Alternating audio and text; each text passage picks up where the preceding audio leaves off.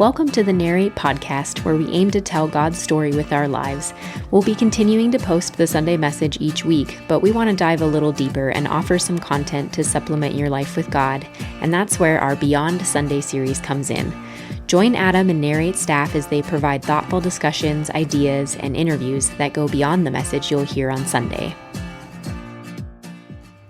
So we're back with I'm not sure what part this is because I'm not entirely sure which order we're publishing them in. Either way, this one might just prove I'm needy. While I know the logic I'm about to share is important for me on a personal level, it's the answer to the question, why have I opted for an Anglican identity, I was closest to not sharing publicly. Ultimately, I don't think it makes me needy, but it could easily come across as self-absorbed.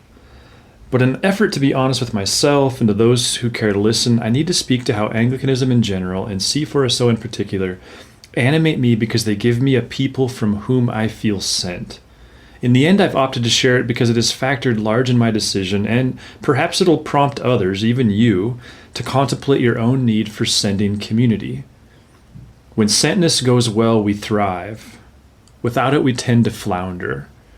I think people like me and perhaps people like you are a product of a season where we've been told that your personal relationship with God is what it's all about. And while I would never want to question the value of one's personal relationship with God, I do think greater Christian history would say that God made us for community.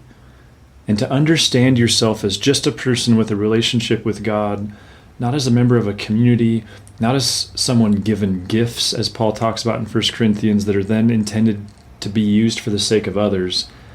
I think to miss that is to kind of miss the point. I said earlier that there were two seminal moments, the first being Chris's comment about missiology and the second not yet disclosed. The second moment consists of two things, and I can't for the life of me figure out which came first. I'll start with what I think might have come first. And that was when I started reading John. I was in this process of reading John one word, one chapter at a time. And then came John chapter 4. This was sometime in 2023. When I got to John chapter 4, verse 4 in particular jumped off the page. It says, and I quote, "But he had to go through Samaria." The he there is Jesus. So it's saying, but Jesus had to go through Samaria. I know enough about the history and geography of Israel in Jesus' time to know, taken at face value, this wasn't a true statement. Not only were there other routes for Jesus to walk, but those other routes were far and away the more typical routes because they were far and away the more safe routes.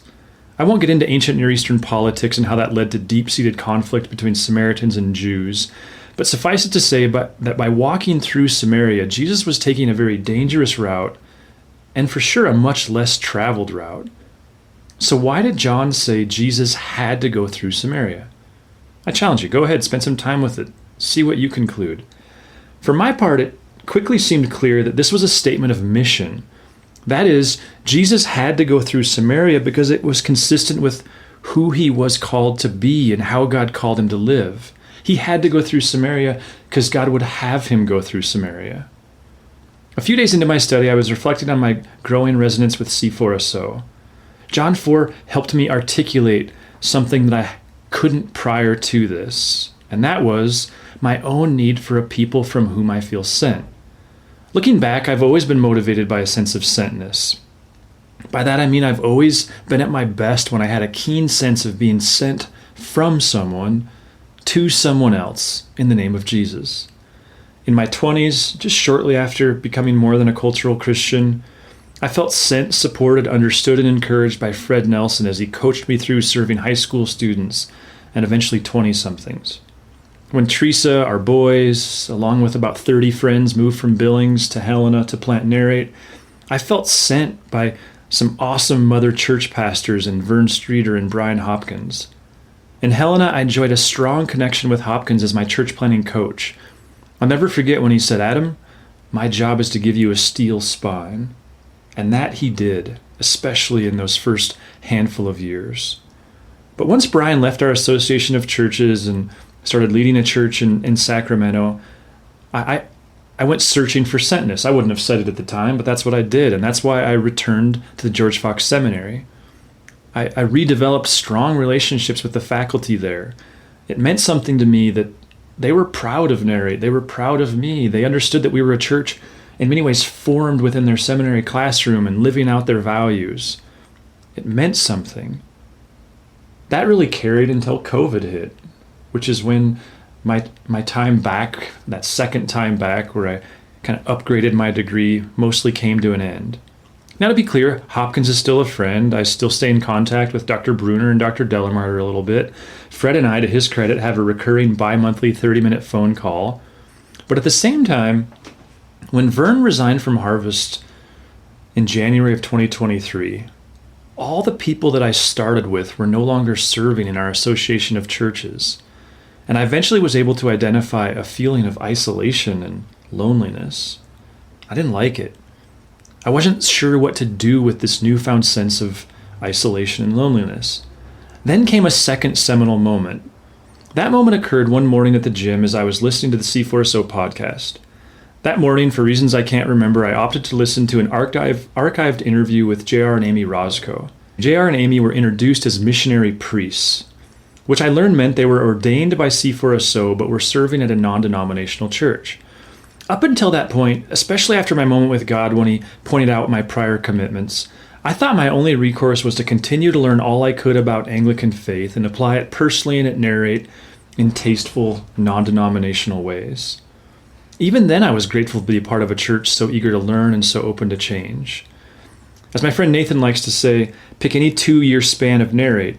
If you go to day 1 of year 1 and day 365 of year 2, you'll find 2 very different churches. I'm proud of the fact that our community is very dynamic, and yet thanks to so many stellar people, has proven to be very stable. And to be clear, by dynamic, I don't mean awesome, I mean ever-changing. That's been a part of who we've always been. I mentioned that part about Narrate being a dynamic community that's been ever stable and ever-changing because it's not that I was afraid of changing something myself, I just hadn't seen a pathway for that. But the Roscoe story changed that. So as I left the gym, I did that thing that you do where you're typing the email or the text in your head. When I got home, I parked in front of the house and I contemplated for a second, am I going to send this text? And eventually I did.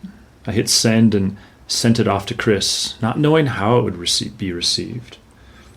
To his credit, he got back to me pretty quickly and said, yeah, let me work on that. And I don't know, maybe a few weeks later, he and I met on the phone. And I'll never forget him saying, Adam, I talked to Bishop Todd.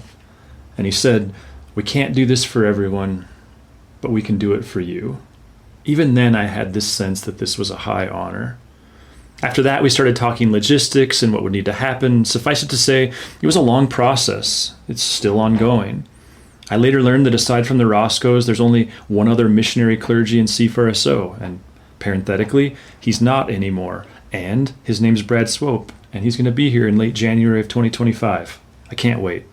So what does all this mean for Narrate? Why am I sharing this? In short, it doesn't have to mean anything. It means I get the opportunity to pursue Anglican orders. I get community and professional community with C4SO, and it doesn't have to mean anything for Narrate. That's an important point because it means C4SO and I share a desire to do right by Narrate and to trust God to lead us into an unknown future. Further, it's important to understand Anglican churches don't require all their attendees or even what we would call owners to become Anglican. If I had to guess, my wife will never formally become Anglican, and that's okay.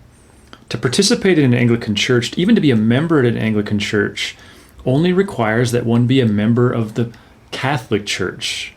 It doesn't require that you become ordained or, confirmed Anglican. In fact, I was recently talking to a friend named Michael who leads a church in Waco, and he was sharing with me that he was working on their membership class. And what I thought was so awesome, it just made me so proud of his way of leading and the way of leading provided to him by C4SO. He was saying there's really kind of 2 tracks of his membership class.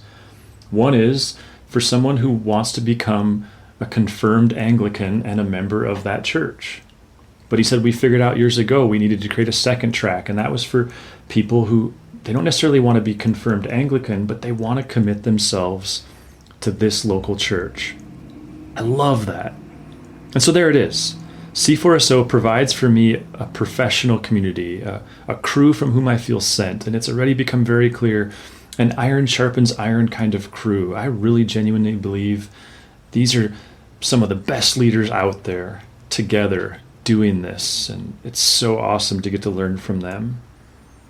It is already providing for our staff, and I'm grateful for that. And so while I feel a little narcissistic making this all about me, I don't think it is all about me. I think indirectly this is going to flow through me and through our team into others. But to be sure, it doesn't necessarily have to mean anything for Narrate. We'll just ride that one out wherever it takes us. I hope this answers some questions. Maybe it even creates some questions, which would be even better. Would love to dialogue with you. Thanks. If you'd like to learn more about Narrate Church, find us online at narratechurch.org.